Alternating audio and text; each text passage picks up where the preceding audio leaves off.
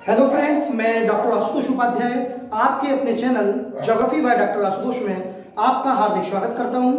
भारतीय भूगोल की श्रृंखला के अंतर्गत इससे पूर्व भारत के भौगोलिक विभाजन में हमने पर्वतों में हिमालय पर्वत की उत्पत्ति एवं विस्तार, उसके प्रमुख भागों पर चर्चा की थी। आज के हम इस वीडियो में विश्व की सबसे प्राचीनतम पर्वतमाला अरावली पर्वतमाला पर विस्तार से चर्चा करेंगे।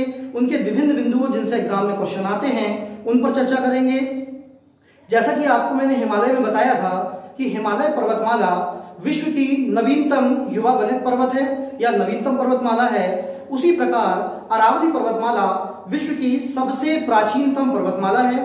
अर्थात अरावली पर्वतमाला का जो ये मान के चलिए कि अरावली पर्वत जो है उसकी उत्पत्ति, हमारी पृथ्वी की उत्पत्ति लगभग मान के चलिए 570 मिलियन वर्ष पूर्व हुई थी और वर्तमान में यह पर्वत जो है अवशिष्ट पर्वत का उदाहरण है। अर्थात यह पर्वत धीरे धीरे टूट रहा है और इसके टूटने का प्रमुख कारण जो अपरदन होता है, इरोजन होता है, यानी हवा एवं पानी के द्वारा जो लगातार पर्वतों पर घिसाव होता है, इसके कारण वर्तमान में इसकी जो भी पर्वत चोटियां हैं ये काफी, इनकी हाइट, इनकी ऊंचाई में काफी अंतर है, इनकी ऊंचाई काफी कम है। एक समय में हिमालय की पर्वतमालाओं की जैसी चोटियां थी, जैसी ऊंचाई थी, इस अरावली पर्वतमाला की भी थी, परंतु वर्तमान में यह पर्वतमाला यदि इसकी सर्वोच्च चोटी की यदि हम बात करेंगे तो 1722 मीटर ही ऊंची है और यदि हिमालय की हम औसत ऊंचाई की भी बात करेंगे तो कम से कम 6000 मीटर इसकी औसत ऊंचाई है। अतः अरावली पर्वतमाला को हम विश्व की सबसे प्राचीनतम पर्वतमाला कहते हैं और अवशिष्ट पर्वत का उदाहरण मानते हैं। आज हम अरावली पर्वतमाला के विभिन्न बिंदुओं पर विचार करेंगे। सबसे पहले हम अरावली पर्वतमाला के भौगोलिक स्थिति का वर्णन करते हैं कि भौगोलिक स्थिति क्या है। तो सबसे पहले हम बात करेंगे कि भारत के पश्चिमी क्षेत्र या भारत के उत्तर पश्चिम या दक्षिण पश्चिम भी बोल सकते हैं आप, भारत के दक्षिण पश्चिम क्षेत्र में अरावली पर्वतमाला का जो विस्तार है ये गुजरात राज्य से प्रारंभ होकर ये नई दिल्ली तक फैला हुआ है। अरावली पर्वतमाला की बात यदि करेंगे तो गुजरात में एक बहुत ही बड़ा शहर है अहमदाबाद, आपने नाम सुना होगा, कई बुक्स में आपको मिलेगा।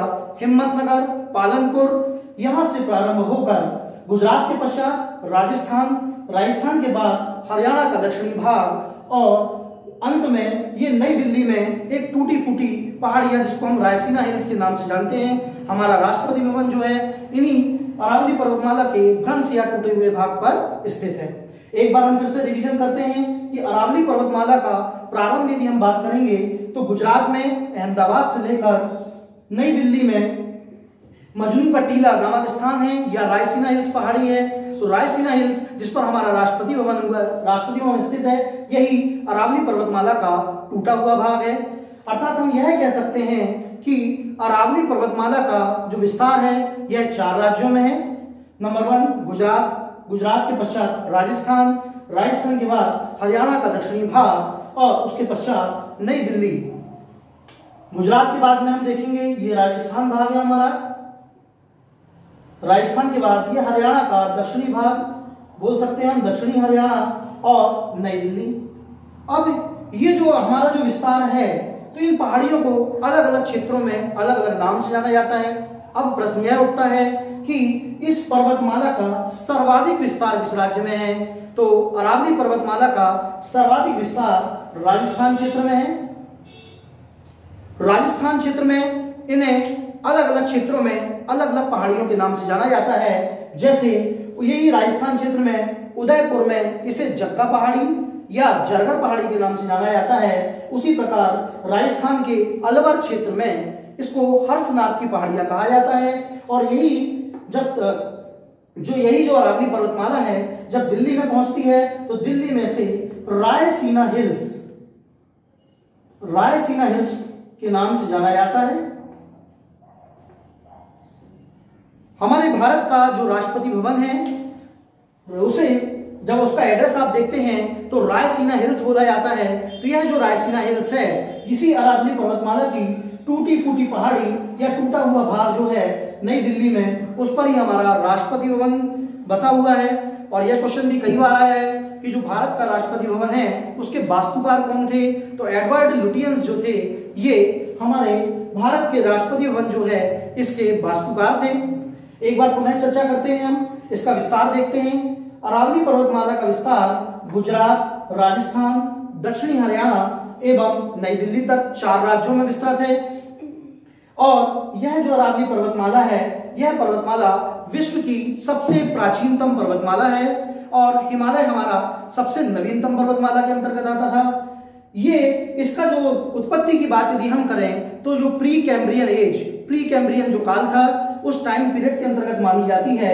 अरावली पर्वतमाला जो है, अरावली पर्वतमाला को राजस्थान में सर्वाधिक विस्तार है और राजस्थान विस्तार में इसे अलग अलग, जैसे कि उदयपुर में जग्गा पहाड़ी, अलवर में हर्षनाथ की पहाड़ी एवं दिल्ली में रायसीना हिल्स यानी रायसीना की पहाड़ी के नाम से जाना जाता है। अब इस भौगोलिक स्थिति के बाद हम विस्तार के बाद चर्चा करते हैं नदियां। अरावली पर्वतमाला में यदि हम बात करेंगे तो मुख्य रूप से जो नदियां प्रवाहित होती हैं उनमें सबसे प्रमुख नदी है लूनी, लूनी के बाद में बनास, बनास के बाद में माही, उसके पश्चात साबरमती। अर्थात अरावली पर्वतमाला में प्रवाहित होने वाली नदियों में लूनी सबसे प्रमुख नदी है, उसके अलावा बनास नदी, साबरमती नदी, माही नदी, ये प्रमुख नदियां हैं। लूनी नदी की यदि हम बात करें तो इससे एग्जाम में क्वेश्चन कई बार आया हुआ है। लूनी नदी को हम अंतःस्थली, अल्पकालिक, लवणकारी या लवणीय नदी के नाम से जानते हैं। इनको हम समझ लें। लूनी नदी का अंतःस्थली इसलिए बोला जाता है कि अजमेर से यह पहाड़ी अरावली पर्वतमाला से निकलती है और निकलने के पश्चात यह गुजरात में जाकर कच्छ के रन में यह विलुप्त हो जाती है। कच्छ के रन में विलुप्त होने के पश्चात यह नदी बाहर उद्गमित नहीं होती है, नहीं निकलती है, इसलिए इस नदी को अल्पकालिक यानी कुछ समय प्रवाहित होने वाली नदी, अंतःस्थली मतलब स्थल के अंदर प्रवाहित होने वाली नदी कहा जाता है। और लवणकारी नदी इसलिए कहा जाता है कि यह लूनी नदी आकर कच्छ के रन, जहां से आपको पता है कि नमक निकाला जाता है, इसमें आकर मिल जाती है। अतः इस नदी को हम लवणीय नदी या लवणकारी नदी के नाम से जाना जाता है। अरावली पर्वतमाला में प्रवाहित होने वाली दूसरी प्रमुख नदी है जिसे हम माही नदी बोलते हैं। माही नदी हमारा जो मध्य प्रदेश का मालवा के पठार के अंतर्गत वाला क्षेत्र है, इस क्षेत्र से उद्गमित होती है और राजस्थान से प्रवाहित होने के पश्चात यह अरब सागर में अपना जल गिराती है। माही नदी से जो एग्जाम में कई बार क्वेश्चन आए हुए हैं, वह क्वेश्चन है कि ऐसी कौन सी नदी है भारत की जो, या विश्व की कौन सी नदी है जो कर्क रेखा को 2 बार काटती है। तो ध्यान रखिएगा, माही नदी जो है ये कर्क रेखा को 2 बार काटती है। इसके पश्चात नदियों के पश्चात हम बात करेंगे खान या खनिज की। चूंकि पर्वतमाला है, चट्टानें पाई जाती हैं तो खनिज तो पाए ही जाएंगे। तो इस पर्वतमाला में राजस्थान के अंतर्गत यदि हम बात करते हैं तो 3 प्रमुख खाने हैं। सबसे पहले हम बात करते हैं जावरा की खान, उसके बाद बात करते हैं खैतड़ी की खान और तीसरी प्रमुख खान है मकराना की खान। जावरा की खान जो है इससे जिंक या जस्ता निकाला जाता है। अब यदि हम मकराना की खान की बात करेंगे तो मकराना से संगमरमर निकाला जाता है। सफेद संगमरमर जो आपका ताजमहल आगरा में बना हुआ है, उसका जो पत्थर है या संगमरमर है, ये मकराना की खान से ही निकाला गया है। और तीसरी प्रमुख खान है खेतड़ी की खान, जहां से तांबा निकाला जाता है। अर्थात हम बोल सकते हैं अरावली पर्वतमाला के अंतर्गत राजस्थान में 3 प्रमुख खाने हैं, जावरा की खान, मकराना की खान, खेतड़ी की खान। जावरा की खान से जिंक या जस्ता निकाला जाता है, मकराना की खान से सफेद संगमरमर निकाला जाता है एवं खेतड़ी की खान से तांबा निकाला जाता है। और भी बहुत से क्वेश्चन एग्जाम में से आते हैं कि खेतड़ी के जो राजा थे उन्होंने स्वामी विवेकानंद को स्वामी की उपाधि दी थी। और इसी पर्वतमाला के अंतर्गत हल्दी की घाटी है, जिसमें आपने पढ़ा होगा इतिहास में हल्दी की घाटी का युद्ध हुआ था, वो भी इसी पर्वतमाला के अंतर्गत में आता है। अब इसके पश्चात खानों के बाद हम बात करते हैं पहाड़ियों की। तो पहाड़ियों हमने आपको पहले ही बताया है कि अलग अलग क्षेत्रों में इसको अलग अलग नामों से जाना जाता है। जैसे इस राजस्थान में उदयपुर क्षेत्र में से जग्गा पहाड़ी या जरगर पहाड़ी के नाम से जाना जाता है।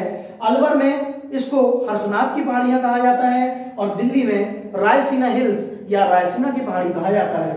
इसके पश्चात हम बात करते हैं इस पूरी पर्वतमाला की सर्वोच्च चोटी की, जो कि बहुत मोस्ट आईएमपी क्वेश्चन है, एग्जाम में कई बार आया हुआ है। तो आपसे यदि पूछा जाएगा अरावली पर्वतमाला की सर्वोच्च चोटी का क्या नाम है, तो अरावली पर्वतमाला की सबसे ऊंची चोटी राजस्थान में प्लेस है आपका माउंट आबू।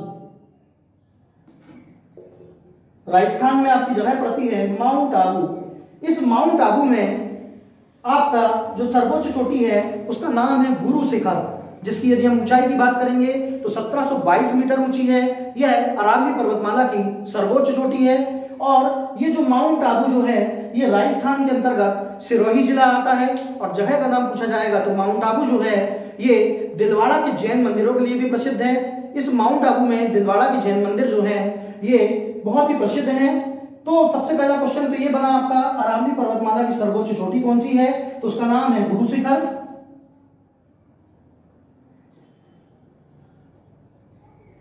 जिसकी ऊंचाई की यदि हम बात करेंगे तो 1722 मीटर इसकी ऊंचाई है। कहां पर स्थित है? तो माउंट आबू में है, सिरोही जिला लगता है। यही माउंट आबू दिलवाड़ा के जैन मंदिरों के लिए प्रसिद्ध है। इसके पश्चात हम बात करते हैं जलवायु की। देखिए सबसे इंपॉर्टेंट यदि हम इसके विस्तार की बात करेंगे तो ये जो अरावली पर्वतमाला है, अरावली पर्वतमाला के पश्चिमी क्षेत्र की बात करें या दक्षिण पश्चिम बोले या पश्चिम बोले, पश्चिम क्षेत्र में एक मरुस्थल फैला हुआ है जिसे हम भारत का सबसे बड़ा मरुस्थल थार के मरुस्थल के नाम से जानते हैं, जो कि जिसका विस्तार भारत एवं पाकिस्तान दो देशों में है। और इस थार के मरुस्थल से आने वाला क्वेश्चन है कि विश्व का ऐसा कौन सा मरुस्थल है जिसमें जनसंख्या घनत्व सर्वाधिक है? तो ये जो थार का मरुस्थल है जो भारत एवं पाकिस्तान दो देशों में फैला हुआ है, यह मरुस्थल, ये इसमें स्थित थार का मरुस्थल, यहाँ पर विश्व के सर्वाधिक जनसंख्या घनत्व पाया जाता है। अब जलवायु की चूंकि हम बात कर रहे हैं तो ये क्षेत्र मरुस्थलीय क्यों है?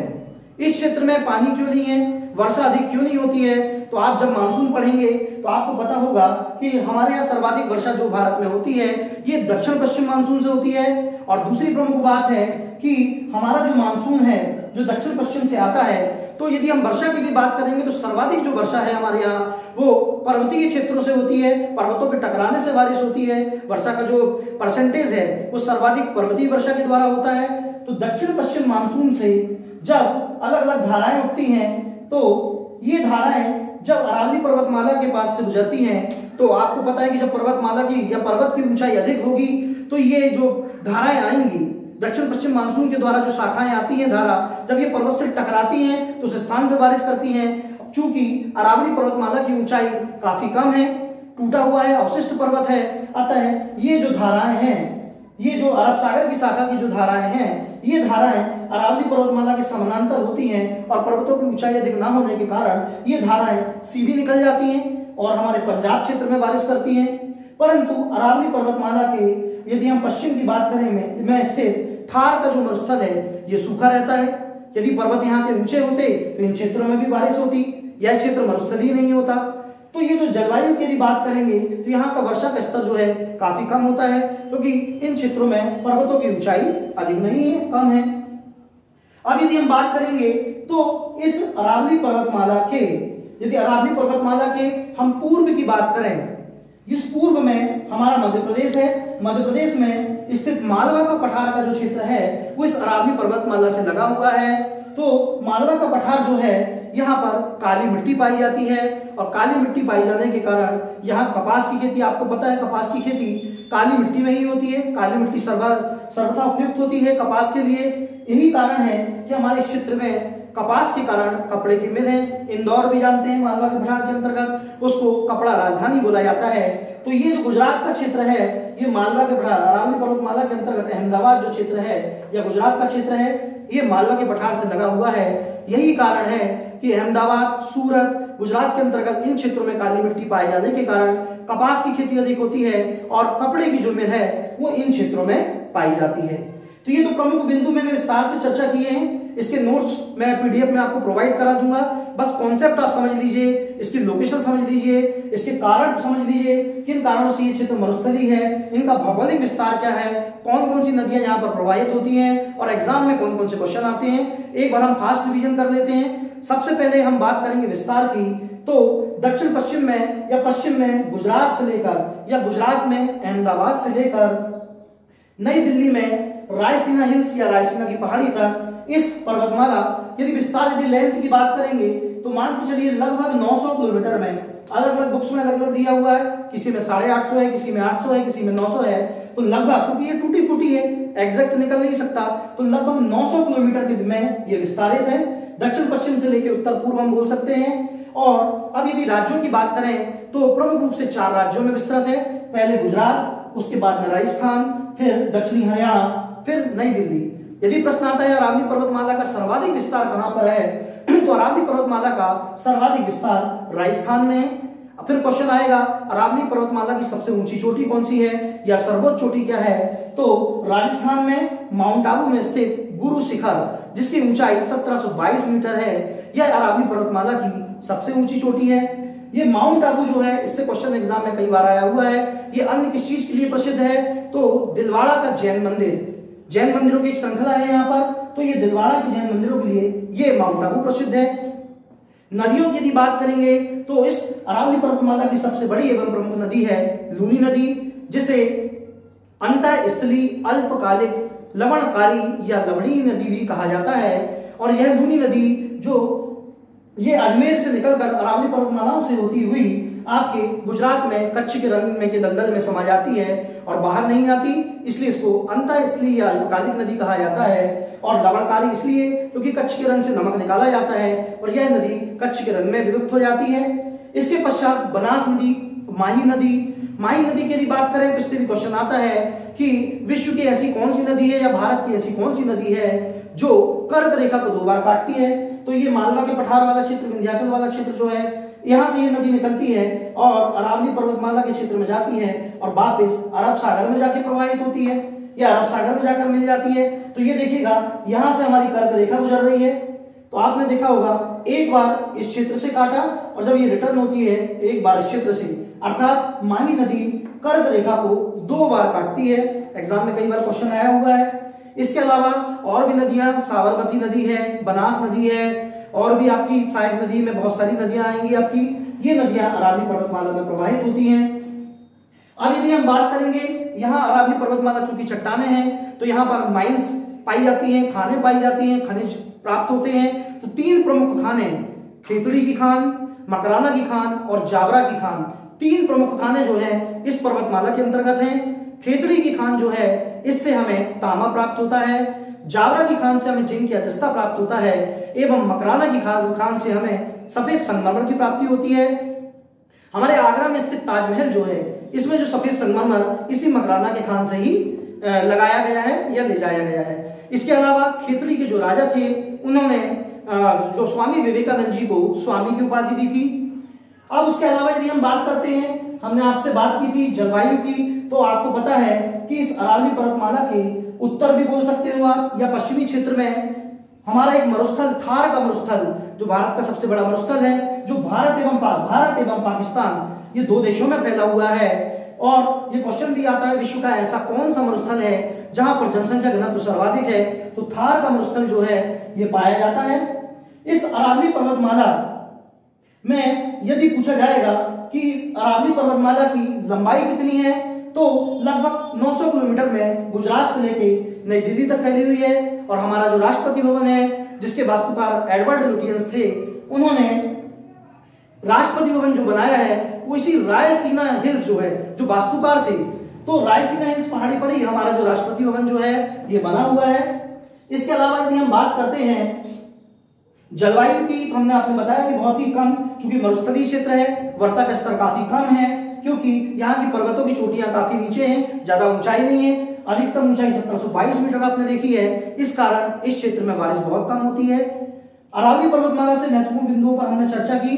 एग्जाम में इन्हीं से मैक्सिमम क्वेश्चन आते हैं आपको यदि मेरा वीडियो पसंद आया हो तो प्लीज इसे लाइक करें, सब्सक्राइब करें, जिससे मैं आगे भी आपको और विभिन्न बिंदुओं पर बहुत से टॉपिक्स, जो इंपॉर्टेंट टॉपिक्स हैं, उन पर मैं वीडियो आपको दे सकूं। Thank you very much.